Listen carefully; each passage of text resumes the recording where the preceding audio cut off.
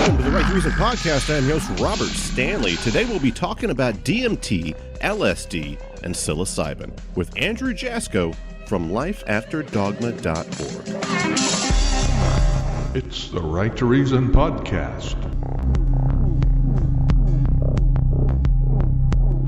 This episode of the Right to Reason podcast is brought to you by our patrons and contributors like me. We have all recognized the value of the unrestrained marketplace of ideas and have decided to make a difference. You can make a difference too. Contribute at patreon.com/right and learn more about your right to reason at therighttoreason.com. Your activism is appreciated.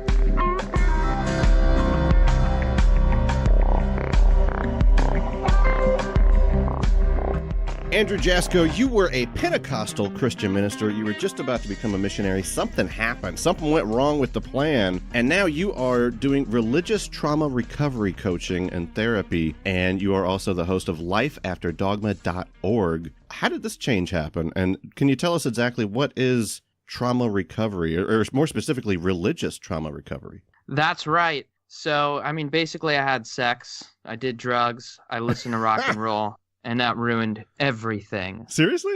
No, not exactly. but sort of, like a little? A little bit. Wow. A little bit in there. Yeah, so I used to be a fundamentalist, evangelical, Pentecostal minister, and I was training to be a missionary to India to convert Hindus and Muslims to Jesus, specifically to train indigenous leaders to reach their ethno-linguistic tribal people groups, as they're known in evangelical Christianity, to bring about the second coming of Jesus Christ. Because when every tribe, tongue, and nation heard the gospel, that's when Jesus was going to come back. Whoa. So I was on that bandwagon. And my father is a Pentecostal minister. He started a church right after I was born. And I had a prophecy that I was going to be this great man of God and lead people to Jesus before I was born. I was brought immediately from the hospital to the church altar to be dedicated to a life of service to God. And I was just totally hardcore, totally devoted. Everyone who knew me would have never imagined in a million years that I would leave Christianity. I never would have imagined either, because religion was my reality. It was my total identity system. It was just the way things were. And that's the way religious people tend to view reality, that this is just the religious system is reality.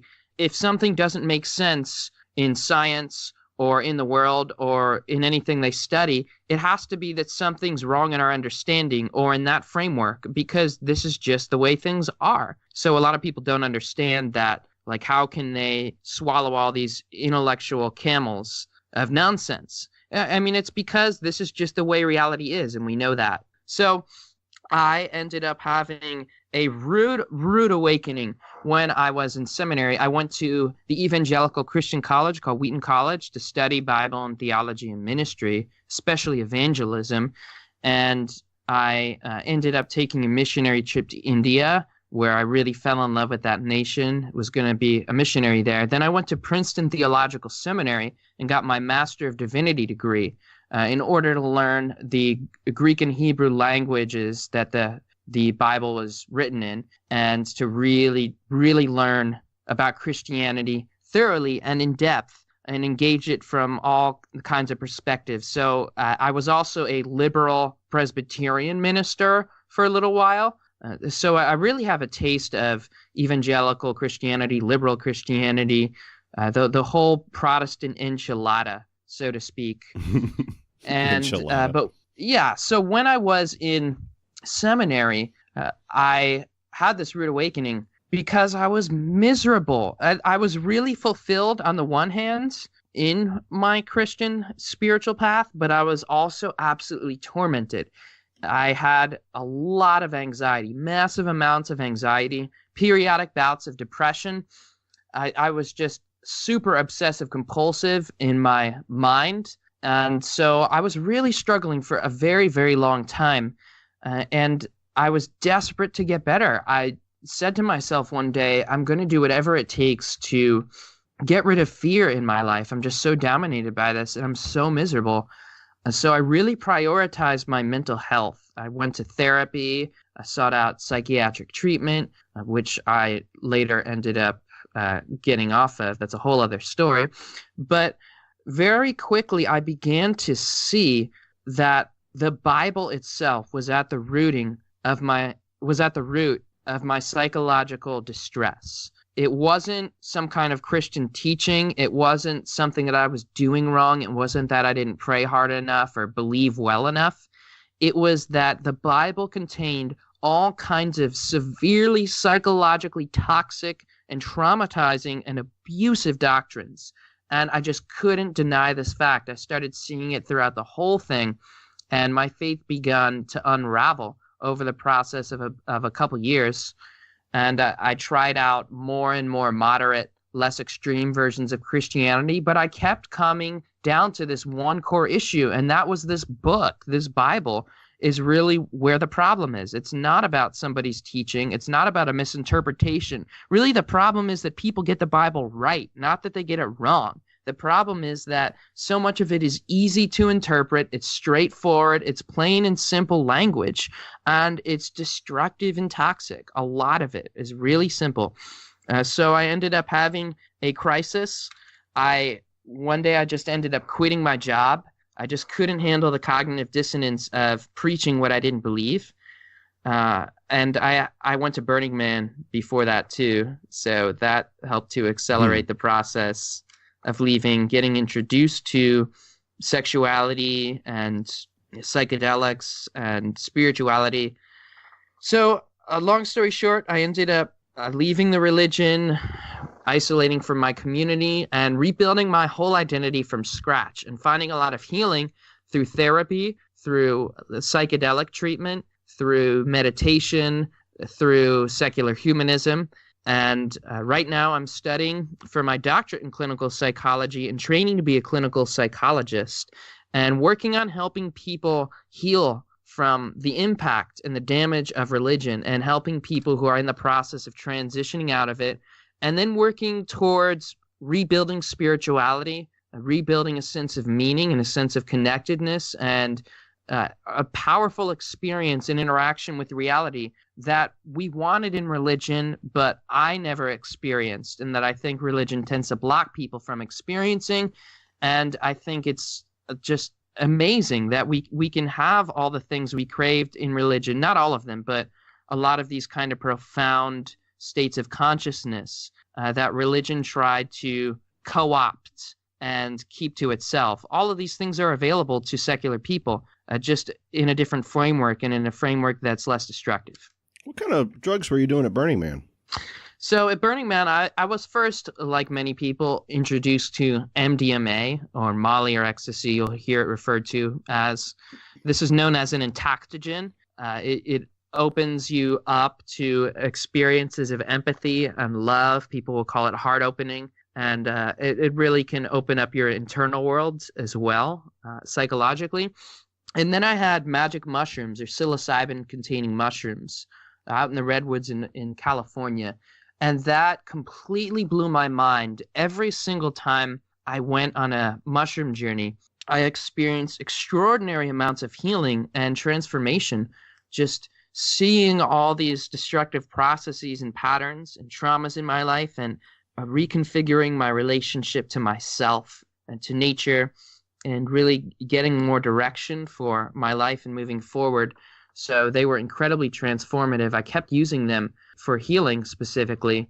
So it was really mushrooms, but now I've done a lot of different things. I'm really into this psychedelic community. I'm part of the San Francisco Psychedelic Society. They regularly hold meetings, lectures, and speakers. I read a lot about the subject. I study it in grad school. Last semester, I had a class on ayahuasca, which was really, really fun. I never tried the ayahuasca. You know, the shrooms, every time I would try it, I would pass out.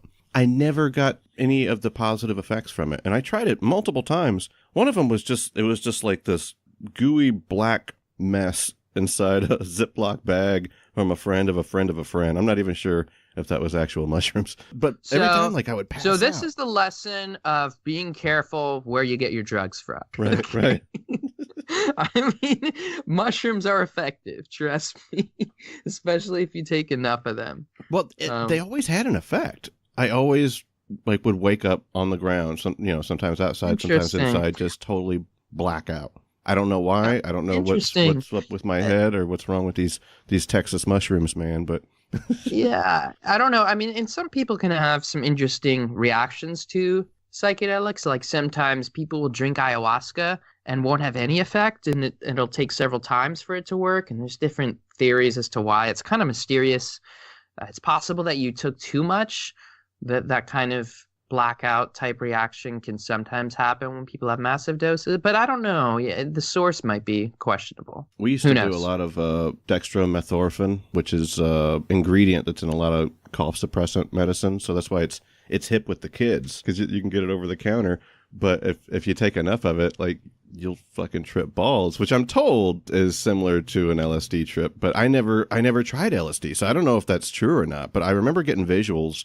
I remember feeling out of body, as it were. It expanded me, man. It at least at a minimum, it made me start thinking that maybe the way that I perceive reality isn't accurate, and that there's lots of different perceptions available to us. And that's really the power of psychedelics, is to break us out of our routine perspectives and ways of viewing reality in ourselves, and to really open us up to other ways of being, other states of consciousness. They're referred to as non-ordinary states of consciousness, or holotropic states of consciousness. And the thing about these states of consciousness is that they're not exclusive to psychedelics. They're a part of the human experience. They're natural to our brains. And there are several different ways to access them. One way is through certain ways of inducing hypnosis or sound using drums and chanting. Something called holotropic breath work I recommend to people who are a little afraid. Altering your way of breathing, you can induce these psychedelic states. There are workshops on it. A guy named Stanislav Grob pioneered this method, more or less. Hold on. You're saying that without drugs, you can actually get into a hallucinogenic state? That's correct. That's absolutely correct. You're blowing my mind. Through right meditation as well, through deep states of meditative concentration, you can experience all kinds of states, altered states of consciousness. Have you been there yourself? I have not without a drug. Well, I kind of have, but for brief amounts of time. You touched the surface, as it were. Yeah, for brief amounts of time. Started to breach the chrysalis. Yeah, it's not necessarily easy, but the point is that psychedelics are, in a sense, more than just a drug. Like, they're kind of, to use a crude metaphor, flipping a switch in the brain that is already there, and you can do it through other means. And it opens up a realm of consciousness that's inherent to our humanity. It's not just some artificially induced drug state. I mean, it is a drug, but it also opens up these other realms. And I think that having non-ordinary states of consciousness is actually critical to our growth as human beings, and even to our psychological health. I really think it's something that everyone should experience, honestly. It's so powerful in healing, in transformation, in just so many different things. Yeah, I remember in Sam Harris's book, Waking Up, he was talking about how everything that psychedelic drugs do is just adjusting something that's already in your brain. It's not doing something to your brain that's not possible physically for your brain to accomplish. I guess it makes sense, man. It's just that sounds a little wooey. You know what I mean? Like, that sounds a little spiritual. Well, what is wooey? Well, okay, let's dig in, man. Like, what is spiritual? You tell me, what is spiritual? I just actually did an 1.5-hour podcast on this question. It's called "What is Spirituality?" Wow. And it's really damn tough to answer that question. First of all, a lot of people are triggered by the term spirituality, and I totally get it. I understand why. Because when I left religion, I was so triggered by anyone who talked about this. I thought everything they were talking about was just more religious bullshit cloaked in different language. I live in the Bay Area of California, so I'm surrounded by this hippie kind of new age culture, people doing astrology, tarot readings, crystal balls, and it's just like, you guys are clueless. So I think a lot of the atheist community just shuts down when they hear this word because it's triggering, and a lot of us had negative experiences in religion. But we tend to shut out what we don't understand, and we're not actually approaching things from a scientific perspective. We're being closed-minded. We're being dogmatic. This is not openness. Scientific openness and inquiry takes these kinds of things spiritually and takes a level-headed, curious, rational, grounded approach. So when we use the term spirituality, or when I'm using it, I'm not positing a material and a supernatural realm. And I think that's the problem with this category. In some ways, this term is an outdated term that was influenced by religion or outdated, unscientific worldviews that tended to split reality into two parts: what we see and perceive with our physical senses in our natural state, and then these other more subjective experiential realms kind of behind the veil of consciousness. So what I say is that's a false separation. To say that something is beyond the reach of science or nature is to basically say that it isn't real. So it doesn't make sense to me to say that you can't measure something with science. That's just like saying it doesn't exist, right? Because reality is a unity. People who use psychedelics or who meditate or who engage in spirituality regularly experience phenomena that religions and spiritualities talk about and that atheists tend to reject out of hand. For instance, past life regression, talking with entities or deities or angels, astral travel, a sense of even like time travel, or a sense of your consciousness expanding past your body, being in multiple places at once. Some people claim psychic phenomena. I've experienced many of these things, not all of them. And the point is that these things are very real, at least in a subjective sense. And that's undeniable. We know this empirically. What you conclude about these experiences is one thing, right? So if you go and say, like, I'm actually talking to a real entity, but they're still real and we need to take them seriously. And me, as a clinical psychologist in training, I talk to people who have these experiences all the time, and I have them myself. So I can't just dismiss it. For me to say, like, this is all generated by the brain, that may be true, but then I'm just dismissing it. I'm saying nothing about it. I'm not taking it seriously. Like, what does this actually mean? What does this imply? How does this affect me in the way I view reality? I think these are important questions. And not only that, but it's like, how do these experiences benefit us? And I think they really do. So we need to be curious about them and to examine them. And they're not the same as they're nowhere close to what I experienced in religion. When I was in religion, we talked about spirituality. I preached about it constantly, but I never experienced it. Whenever we talked about God or dreams and visions, like hearing God's voice, it was always something that I was like, is this really God, or is this just me? Is this just like an emotional thing? The preacher is talking and I'm having this emotional reaction. It was always very questionable. The miracles we talked about was always hearsay. We could never really prove it. It was like some missionary in some foreign country talking about it. Mm-hmm. But this stuff is, I mean, every single time I take a psychedelic or enter this state, I go there.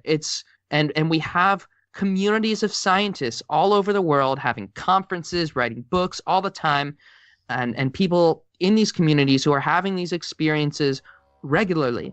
This really is important, and we can approach it from a non-supernaturalistic worldview, taking science seriously and taking these experiential realities seriously before we make any kind of conclusion about it. But a lot of times when we just say, oh, it's all in the brain, and oh, it's just a drug, we're just shutting down the conversation.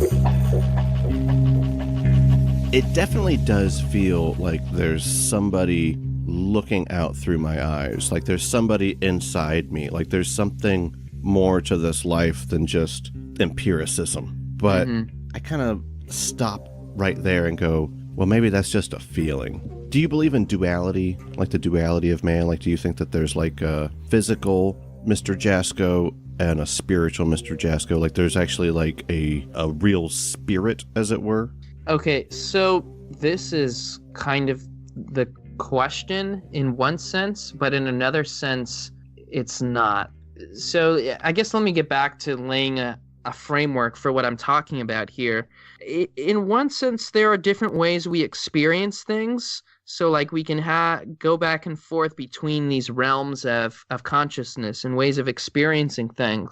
But at a higher level, all of reality is a unity, and all our experiences of duality and separation start to break down. Because we know from science, everything is connected on an atomic level. Like there really is a higher sense of order, and even a change in my atomic nature affects your atomic nature. Like there really is this connectivity, and even looking at reality, we can look at reality from an ecological perspective. I mean, really, the universe functions like a living organism, and in terms of an ecological system. And I'm not saying it's conscious. I'm not saying it's not conscious either. I leave that as an open question. I have no idea. But there is a sense of the unity of all things and the natureness and aliveness of all things that often emerges from having these states of consciousness and going into them in an in-depth manner. And I really think that makes sense. So let's just say that there is some kind of an abiding aspect to consciousness, or you can call that a spirit, or I don't know. Let's just say that, something like entities are not merely inside the brain. Well, for me, in one sense, that doesn't really matter. Like I'm still an atheist. I don't believe in God, and I don't have proof for that, so I don't pretend to know it. But even if those things are real, I don't view them as beyond the reach of science or even really immaterial. Like that term doesn't make sense to me, because if it exists, it's part of reality, and the whole thing is connected. And so this separation is, in a sense, just a matter of how we're experiencing it. It's not an actual separation, if it is a real thing, which, again, I don't know. Some things that exist are conceptual. Like I can say there is such thing as truth. We know that for a fact because we know what a lie is. And I know that I can say that apple is red. And even though, we're referring to the electromagnetic waves going back and forth, and the fact that maybe the red that I see isn't the same red that you see. If anything, the apple's everything but red because it's absorbing every color except the red. So saying it's red is almost backwards. But at the end of the day, the goddamn apple's red, and we both know it. Yeah. And that's the truth. But that's a conceptual thing. Truth doesn't exist. Science can't test truth, right? And what if the spirit or spiritualism is conceptual but not empirical? Yeah, so here's the difficulty. I wish that our empirical tools could measure these things neatly and nicely. I just don't know that they can yet. But what I do know is that millions and millions of people are having these kinds of experiences, and they've been well documented. And again, like, what conclusions we make about them is one thing, but they do have implications for the way that we live our lives. And part of the question for me is very practical. Like, does this benefit you? Does this get you off into some kind of irrational, erroneous living, or does it actually make a positive difference in the world?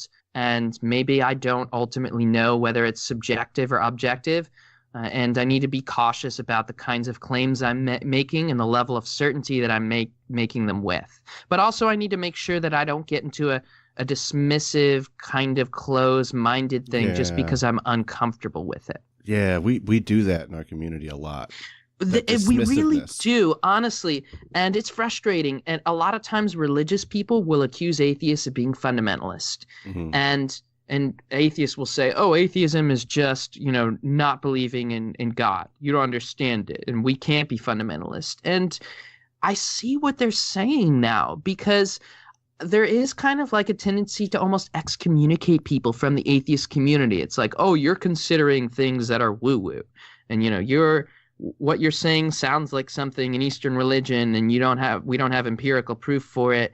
And I'm just like, hold on a minute. You are not being open. You are not approaching this thing from a scientific mindset. And I hear your caution, but it really actually is a kind of dogma. It can approach that.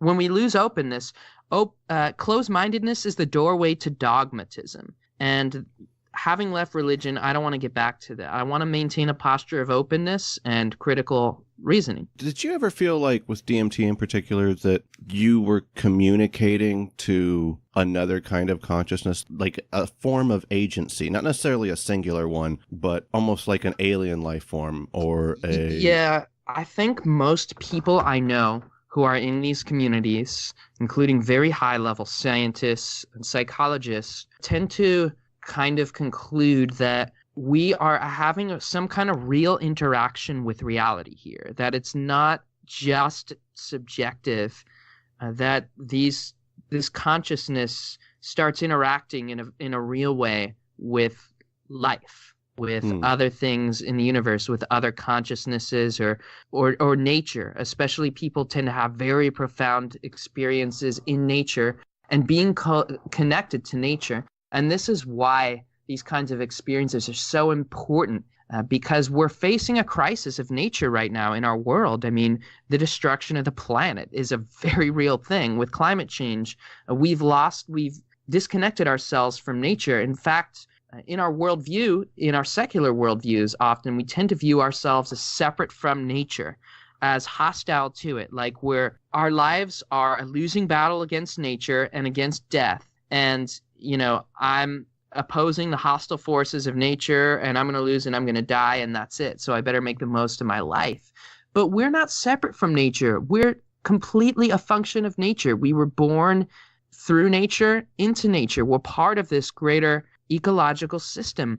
And so for me, spirituality is about connecting to the deeper aspects of my nature and the nature of reality, understanding who I am, connecting with myself, with my essence, with the deeper parts of myself, and also in the rest of the natural worlds, accepting and experiencing reality as it is and aligning myself with that. And for me, that is an awareness of our aliveness, again, of what people will refer to as oneness. Some people, again, in these new age spiritual communities will use something like God consciousness. This will trigger people. But what they mean by that is this awareness of the unity of all things and the aliveness, in a sense, the connectedness and ecological nature of all things. And when you have experiences of like your consciousness expanding, say, into even like another person, even if it's subjective, even if this is generated by my mind, or when I have this experience of my consciousness interacting with the mineral world or the animal plant kingdom, and when I start seeing and really having experiences of this connection, it changes my worldview, because I see myself as a part of nature, and it makes it harder for me to harm. I don't see a lot of people walking around and hitting their foot with a hammer, right? Because self-harm, because it's your foot is a part of you, right? So in a way, what happens when we just live in this myopic, ego-based world where we're restricted to this form of consciousness is we start to dissociate from the rest of reality. And in a very real sense, the rest of nature is like a part of my body, or I'm a cell in its body in a way. Like I'm a part of this living ecosystem, right? And so when I experience that, again, experiential, the experience is the key, this felt reality. It's not just an intellectual abstraction, which we tend to want to go to immediately. But when I have these experiences, these subjective experiences, it becomes harder for me to harm other people, because I'm a part of this thing and we're in this thing together, and there's an essential underlying unity. And that to me is spirituality, is connecting to these deeper aspects of consciousness. That whole like splitting apart from nature, from the other, from everyone else. It's like it's in our political ethos as well. It's so American, that rugged individualism. While there's legal benefit to thinking that way, sure, but there's a problem with individualism whenever it starts to take away your individuality, because part of my individuality is what I like, the relationships that I have, the kind of art that I enjoy, the kind of foods that I like. I don't feel individuality whenever I'm competing for, the raise with coworkers in a capitalistic kind of system, right? I feel individuality whenever I am walking in the woods, or whenever I'm spending time with my children. It's almost like there's a overlying theme that's causing us to break away from what I think you mean by spiritualism. Yes. And this comes from really this Cartesian dualism, radically empiricist framework that a lot of the atheist community is stuck in a way that's too narrow. too confining, and that isolates one aspect of experience and reality and rejects the rest of it. And so I see a lot of atheists who I think have a more expansive, nuanced, and accurate view of the world because of having these kinds of experiences. And it tends to really intellectualize and empiricize everything in a way that makes it hard for us to have this connectivity.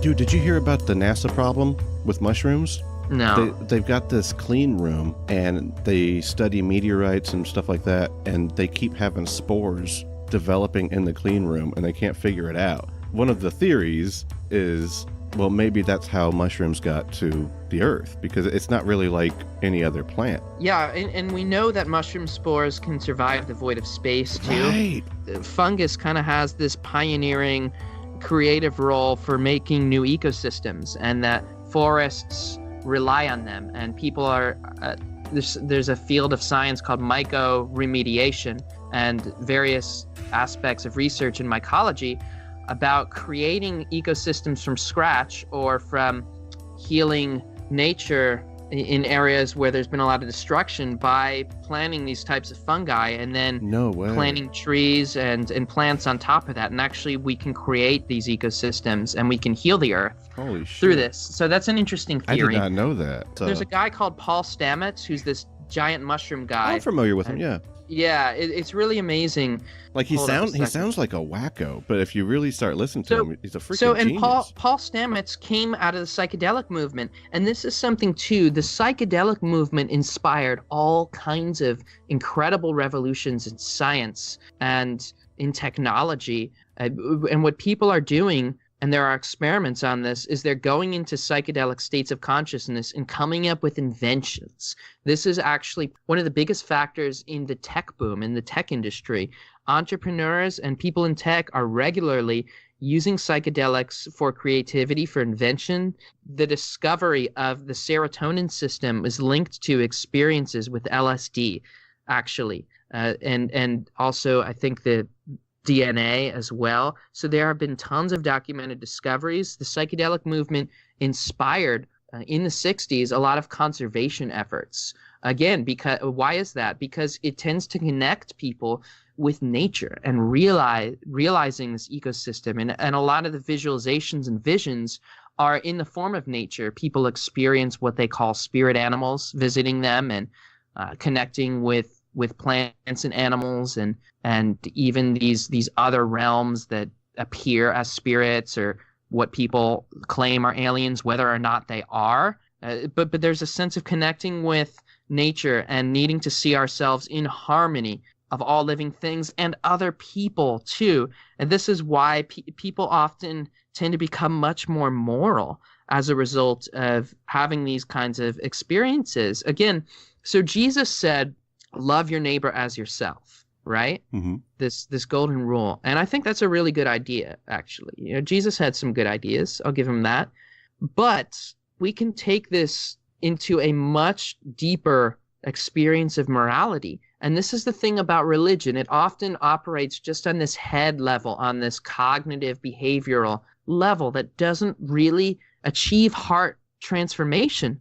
But through psychedelics, I've had experiences of subjectively being a part of other people, of actually a sense of unity with them and with other aspects of nature. So the command becomes, I love my neighbor because my neighbor is myself in a subjective expense, because I've experienced my neighbor as myself. So again, it's hard to harm myself, or it's hard not to love myself when I have that experience. And that's very powerful. It's this deep level of transformation. And this is why experience is so crucial.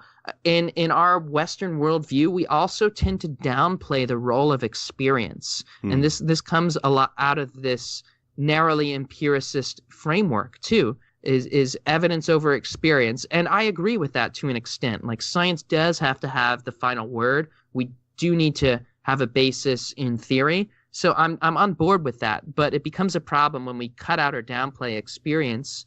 And I mean, in a way, our whole experience of reality is a hallucination, right? Our brains hallucinate the reality we experience and mediate everything to us. So everything that we experience has a subjective element to it. The psychologist Carl Jung talks about this. He views psychic, which means psychological phenomena, as real in their own right, as just as real as what we call objective reality. So even things like dreams and just phenomena that are generated by the brain, he considers them just as real in their own right. Like they're not some lower order, lower echelon of reality. And I think there's an important point to that, that these things are very real in a very real sense. And we need to take them seriously. And there's a lot of power in experience. And if anything, spirituality is an invitation to experience it for yourself. And we can't even really talk about it unless we're diving into the experience.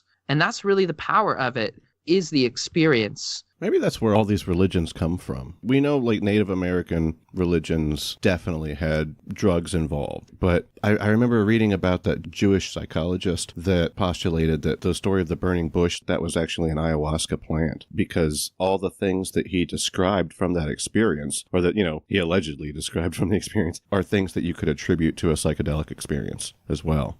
Yes. And religion is the colonialization and imperialism of spirituality, and in some ways, because a lot of people within religions had genuine non-ordinary states of consciousness or tapped into these realms, and then religion came along, or people came along and said, well, because you experienced that, follow these rules, right, X, Y, and Z, that and they went under captivity into this false system.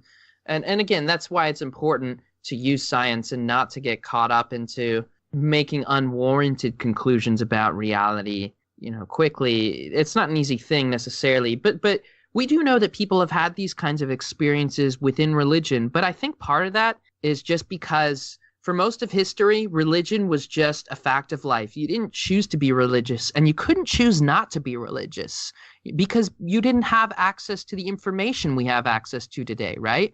There was no choice not to be religious.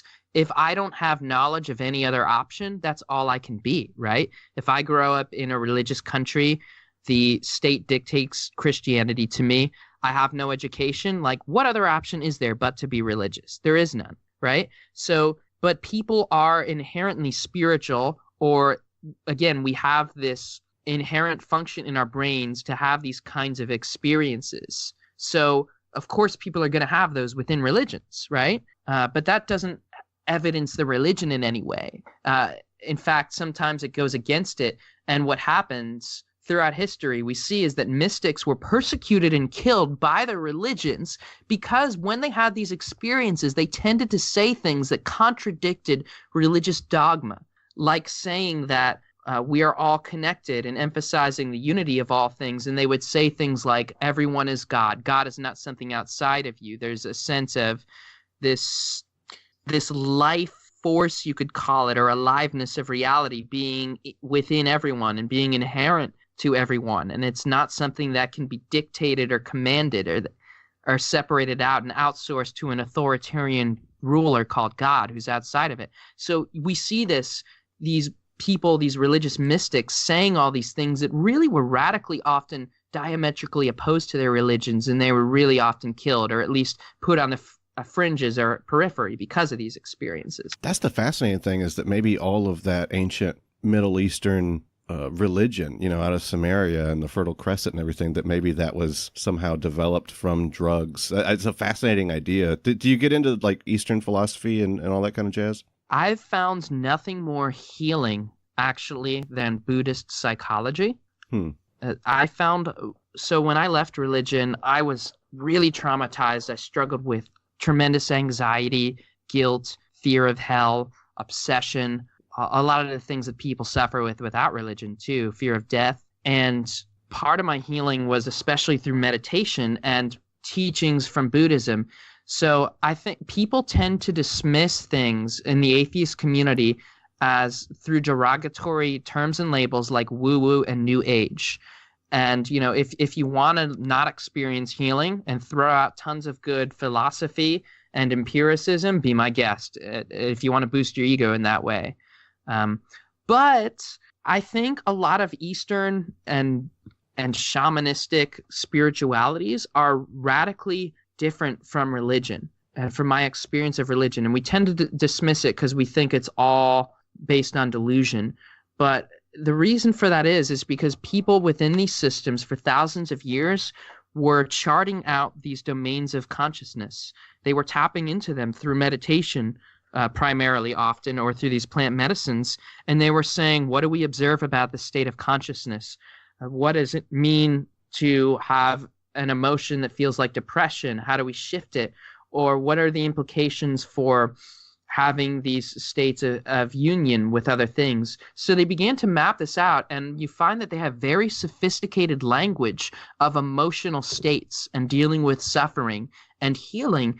And a lot of times they were very logical and empirical and very almost scientific in a way. So I think it's important not to just dismiss all of these things. There is superstition and religion involved in them. So there's a sorting process you have to go through. And I acknowledge there's a lot of abuse and also you could say supernaturalism, but it's incumbent on us, if we're going to reclaim these aspects of humanity as atheists or as naturalists, to really value some of this wisdom. And so I found Buddhist psychology and philosophy and shamanic practices to be very healing, very powerful. I use them in my practice. Secular psychology, by the way, has gone this way. Meditation and Buddhist psychology and principles and even shamanic states of consciousness through plant medicines have become mainstream now in psychology. You'll hear the term mindfulness being used. That's essentially meditation and Buddhist principles being applied to healing. It's very powerful. I really recommend using it and examining it with an open mind and keeping your critical thinking, still diving into rationality and science and all that, because if these things are real, subjectively or objectively, they're all part of reality. They're all part of our humanity, and they're beautiful, and they can be life-changing. Yeah, I've totally benefited from meditation myself. I would prefer in my life to use it in the same way like working out, keeping my mind healthy in the same way like keeping my body healthy and making it a daily routine.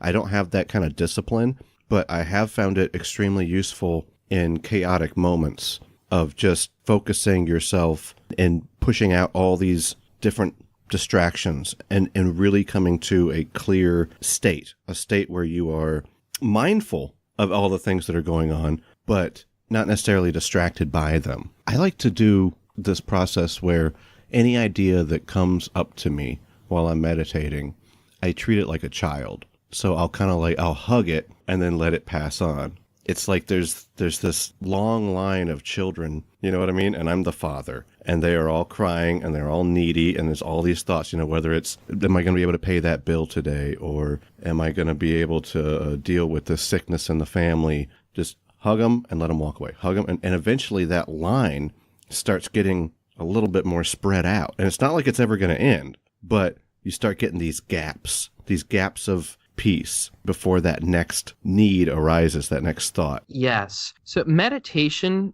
for me is tuning into consciousness. It's tuning into spirituality, into this sense of an abiding presence, an abiding state of consciousness that we can experience that's even somehow deeper than the level of thought that we're usually caught in, this awareness behind that awareness.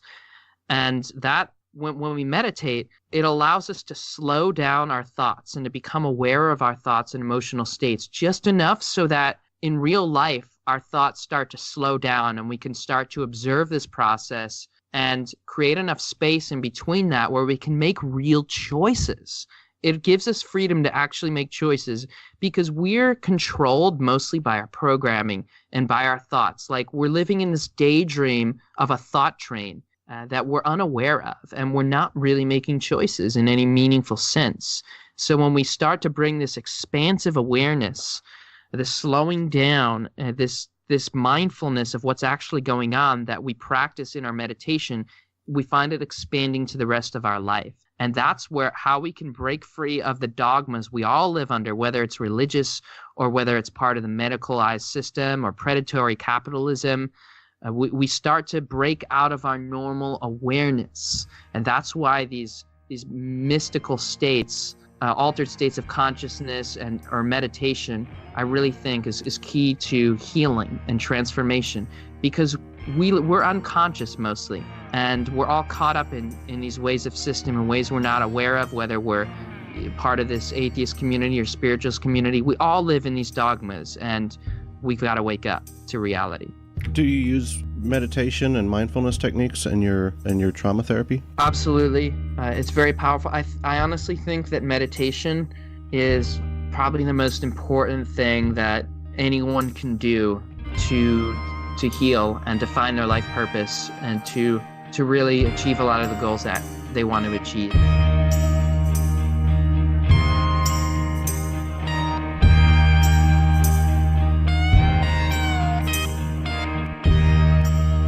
If somebody was experiencing religious trauma or wanted to learn more about these topics that you've been talking about today and wanted to figure out how to get through whatever kind of stress or maybe a trauma that they've experienced, how could they learn more about this? How could they contact you? I have a website and blog. It's called lifeafterdogma.org.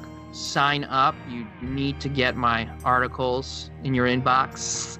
And you can reach me on Facebook or Twitter, or my email, Andrew J. Jasko, Jasko, @gmail.com. I offer coaching for healing from religious trauma, which we haven't even talked about today, really. But, I mean, when people leave religion, they often suffer a total identity crisis and a total life crisis on the scale of like losing a spouse, or that feels like a death. Yeah. And you have to deal with all kinds of the fallout and the psychological damage caused by religion. So I offer coaching for that. Yeah, I felt like I lost my best friend. I was very fundamentalist, very similar to your background, preacher kid, you know? And man, like I remember kind of panicking almost.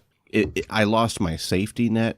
I lost my footing. I lost the foundation of everything I believed. But the biggest one to me is I lost my best friend. I used to be able to talk to him. Now, you know, he never talked back. And that was one of the major reasons that I lost my faith, is because I at least was able to, you know, critically think about that and go, you know, he never once said one thing back to me, that son of a bitch. And that's what I started really doubting, was when I was in seminary. But still, I got to talk to him. And I felt safe when I did it. Grieving the death of God is one of the issues that people face after they've left religion. Well and put, yeah.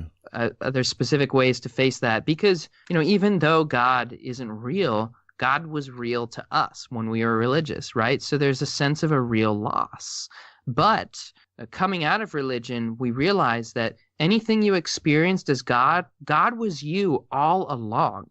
You still have that godlike capacity to comfort yourself, and to whatever you experienced as the voice of God that may have been beneficial or encouraging, all of that was inside of you, but that may be now the voice of your intuition. Like, you have more access to yourself in that godness, so to speak. So there's all kinds of issues like that we face when we heal from religion. One other thing I wanted to say too is a lot of people like to talk about the spirituality or psychedelic thing like they have some kind of authority. A lot of people in the humanist community that I dialogue with, and they'll start to just come down as really authoritative, and it's very clear to me they have no actual experience, or like they've taken a psychedelic like one time and they're like, oh, you know, that was all in my brain, and I've had this trippy experience, and everything you say is unscientific and wrong. And I'm okay, if you want to have this conversation in a serious and intellectual way, take a high dose psychedelic 20 times and come back to me. Like, honestly, like, this thing it's in a lot of ways, it's beyond words, and you have to have the experiences if you want to have a serious intellectual dialogue about it, and not just like a one-time deal. So that's just a soapbox that I have. Or like when that Jeff Sessions, when he says, you know, people that smoke marijuana are bad people. You hear someone like that, or a lot of folks from the last generation that say something bad about drugs, and you think, well, have you tried it? Because I guarantee you, if you smoke pot a couple times, you're not going to think people that smoke pot are bad people. Not just because you would identify as someone that smoked pot, obviously, but also once you experience it. My favorite thing is the Terrence McKenna style, where like I don't like smoking daily. I'm just not a regular smoker, but a long time of going without it, almost like a fast, and then doing a real large amount of it, and just having to answer some tough questions. Yeah, absolutely. Do you think that microdosing with LSD or something like that is something that might be healthy for people? It can be, and there are tons of scientific studies going on microdosing right now. It can be a lot healthier than probably a lot of psychiatric drugs, to be honest. And a lot of people who take psychedelics tend to get off of certain psychiatric drugs too. So that's another thing. And they quit smoking. There's a book I can recommend called The Psychedelic Explorer's Guide by James Fadiman. It provides a really good framework for how to take these drugs in a safe and therapeutic and spiritual manner. And it talks a lot about some of this modern scientific research that's going on around things like microdosing or using them for creativity. It's very balanced. I recommend that book if you're new to this. A lot of athletes are doing it too, because they say that, as long as it's a microdose, they're not getting that kind of debilitating psychological moment where you might lose focus with this reality, as it were, but that it helps them actually have a little more focus, that they can anticipate subtle facial cues from their opponents. Yeah, I mean, these are powerful drugs. There are so many applications for them. As far as microdosing goes, you want to make sure you take a sub-perceptual dose. Really, a lot of the problem is that people tend to take too much. So if you start having like a little vision of snakes, going all around, or start seeing the walls moving, you've taken too much. You want to take an amount where you almost can't tell that it's working, and that's the right dose for microdosing. How does someone get DMT? So a lot of people like to focus on DMT. DMT can be very powerful, but it's also very quick, very short acting. And for people who are new to it, it can be confusing, and you might just see visuals and not really have these breakthrough insights. So I recommend, if you're new to it, you use something like mushrooms or that lasts like 6 hours, and go take it in an intentional way where you're lying down, and I mean with an eye pillow, your eyes closed most of the time, or going deep inward. As far as getting a hold of these substances, I'm not recommending that anyone take them, okay? If you choose to do something that's illegal, that's your choice. But for those who choose to do this, you can go to meetups. There's a lot of meetup groups, like psychedelic societies, and there's a psychedelic renaissance happening. There's so many studies and speakers and authors. You can find events in virtually every city, conferences, seminars. Go to these events and talk to people who are involved in the community. Chances are you might meet people who are also using these substances. I'll just leave it there. That's great advice, man. Thank you so much. Andrew Jasko, lifeafterdogma.org. Anybody interested can find the link in today's show notes. And I really appreciate this, man. I very much enjoyed this conversation. And I don't know if it's just the way you talk or just the topic we're talking about, but I feel totally relaxed right now. Like I feel at peace. Sweet. That's the clinical psychologist training I'm trying to go for. It works, brother. Thank you so much for your time today. All right. Take care.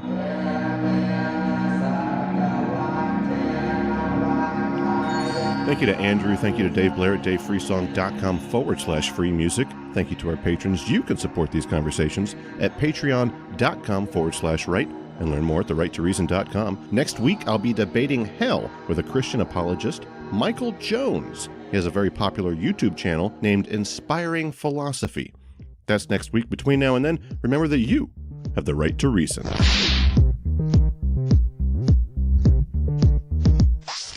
We didn't actually get into your website. Can you tell us about that and about what you're working on, man? Yeah. So there's just a couple other things I want to say here. Was that too abrupt? Did you want to? That wasn't a very smooth transition.